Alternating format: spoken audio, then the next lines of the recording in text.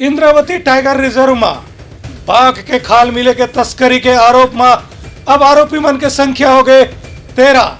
ये में 2 जन सब इंस्पेक्टर मन घलो शामिल हावे। बस्तर के इंद्रावती टाइगर रिजर्व में बाघ के खाल बरामद होए के मामला में कुछ नवा तथ्य भी उजागर हो है। इनमें इंद्रावती टाइगर रिजर्व के उप निदेशक रणवीर धर्मशील पत्रकार वार्ता में बताई कि पहली एमा 7 आरोपी मन के जानकारी मिले रही से, लेकिन अब एमे 6 जन और आरोपी मन के पता चले है। एमे मिला के अब 13 आरोपी हो गए है। उनकर कहने रही से कि एक आरोपी एमा CRPF के सब इंस्पेक्टर अमित शाह घलो हवे, जो उनकी खरीदी के मामला में शामिल रही से। हालांकि ओखर अभी गिरफ्तारी नहीं हो है। 30 तारीख को जो है यहाँ पे इंद्रावती टाइगर रिजर्व के मंदिर रोपर एरिया से रुद्राराम गांव से हमने बाघ की खाल को बरामद किया और उसमें कुल जो है अभी तक जो है 13 आरोपियों को हमने पकड़ा है। बाघ की जो शिकार हुई है वो बीजापुर डिवीजन के जो है गोपालपट्टनम रेंज में कांदरा गाँव है, वहाँ पे हुई। हमने अभी शिकारियों को जो भी इसमें संलिप्त थे, जो आरोपी हैं, उनको हमने 13 आरोपियों को हमने जेल में जो है